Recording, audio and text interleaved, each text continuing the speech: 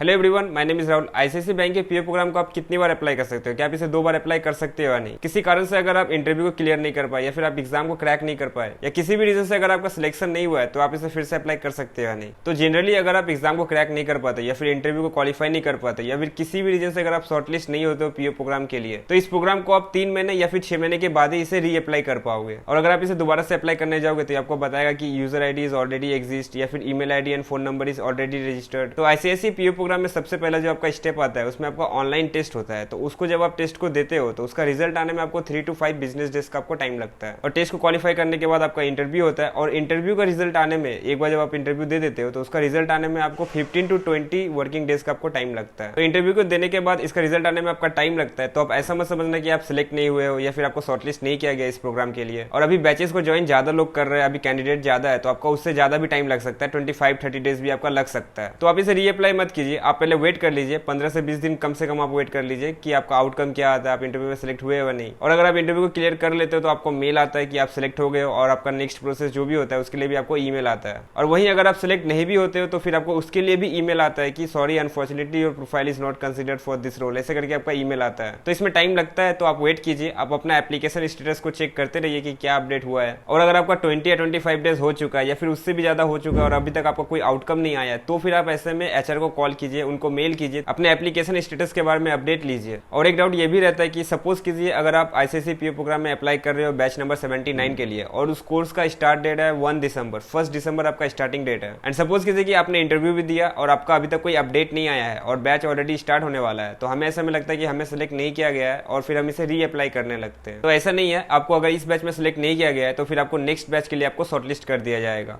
कभी कभी कैंडिडेट्स ज्यादा होता है या फिर आपका डॉक्यूमेंट वेरिफिकेशन एंड आपका बैकग्राउंड वेरिफिकेशन में टाइम ज्यादा लग जाता है, तो ऐसे में आपको फिर नेक्स्ट बैच के लिए शॉर्टलिस्ट कर दिया जाता है। और अगर आप सिलेक्ट नहीं होते हो, आप एग्जाम को या फिर इंटरव्यू को क्वालिफाई नहीं कर पाते हो, तो फिर आप इसे नेक्स्ट आप 3 महीने या फिर 6 महीने बाद ही फिर आप इसे अप्लाई कर पाओगे। और कभी कभी ऐसा होता है कि हम जब क्वालिफाई नहीं होते तो फिर हम नेक्स्ट कोई दूसरे ईमेल या फिर दूसरे नंबर से रजिस्टर करते हैं। तो सिर्फ फोन नंबर या ईमेल ही मायने नहीं रखता, आप जो इसको डॉक्यूमेंट्स अपलोड करते हो तो वो डॉक्यूमेंट सारे भी तो सेम होंगे, तो उसके कारण फिर आपको बैकग्राउंड वेरिफिकेशन में रोक दिया जाएगा। आपका आधार नंबर, आपका पैन नंबर सब कुछ चेक होता है, इसीलिए आपका डॉक्यूमेंट वेरिफिकेशन एंड आपका बैकग्राउंड वेरिफिकेशन का प्रोसेस रहता है, ताकि वो लोग पता कर पाए कि जो नॉन सिलेक्टेड कैंडिडेट्स है अगर वो लोग नया आईडी बना के रजिस्टर कर रहे हैं या फिर से अप्लाई कर पा रहे हैं तो वो लोग को आइडेंटिफाई कर पाए। तो अगर आप इसमें अप्लाई करते हो तो आप वेट कीजिए, आपका इंटरव्यू का आउटकम या फिर बाकी चीजें आने में आपका टाइम लगता है। और अगर आप किसी कारण से सिलेक्ट नहीं होते तो आप इसे 3 महीने या फिर 6 महीने बाद ही इसे अप्लाई कर पाओगे। एंड आपका एक डाउट ये भी था कि अगर आप किसी बैच के लिए सिलेक्ट हो जाते हो और अगर आप किसी कारण से, किसी इमरजेंसी से या भी कोई भी रीजन की वजह से आप उस बैच में ज्वाइन नहीं कर पाते हो तो क्या आपको एक्सटेंशन मिलेगा या नहीं। तो सपोज कीजिए अगर आप बैच नंबर 79 के लिए सिलेक्ट हो गए हो और आप किसी भी रीजन के कारण उसे अभी आप ज्वाइन नहीं कर सकते हो, तो फिर आप एचआर से बात करके, उनसे डिस्कस करके, उनको इन्फॉर्म करके आप ऐसा बोल सकते हो, फिर वो लोग आपको नेक्स्ट बैच के लिए आपको क्वालिफाई कर देते हैं। तो फिर ऐसे में अगर आपको एचआर अलाउ करता है तो आपको नेक्स्ट बैच के लिए क्वालिफाई कर दिया जाएगा, आपको इंटरव्यू या फिर टेस्ट आपको ना देना पड़े, क्योंकि आपने ऑलरेडी टेस्ट को दिया है, आपने इंटरव्यू को भी क्वालिफाई किया है, बस आप इस बैच में ज्वाइन नहीं कर पा रहे हो, नेक्स्ट बैच में आपको ज्वाइन करना है, तो फिर वो लोग अलाउ करते हैं। लेकिन ये एचआर के ऊपर ही पूरा डिपेंड करता है। और अगर आपको लंबा एक्सटेंशन चाहिए, आपको 1-2 बैच के बाद ज्वाइन करना है, तो फिर आपको ऐसे में इंटरव्यू या फिर आपको टेस्ट फिर से देना पड़ सकता है। पर ये सारी चीजें आप एचआर से बिल्कुल अच्छे से डिस्कस कर लीजिए। और अगर आपको आईसीआईसीआई पीओ प्रोग्राम के बारे में पूरा डिटेल में जानना है तो मैं डिस्क्रिप्शन में आपको लिंक दे दूंगा, आप वहां से जाकर मेरा वीडियो चेकआउट कर सकते हो। Thank you so much for watching till the end. I wish you all the very best. Till then take care, bye bye, जय हिंद।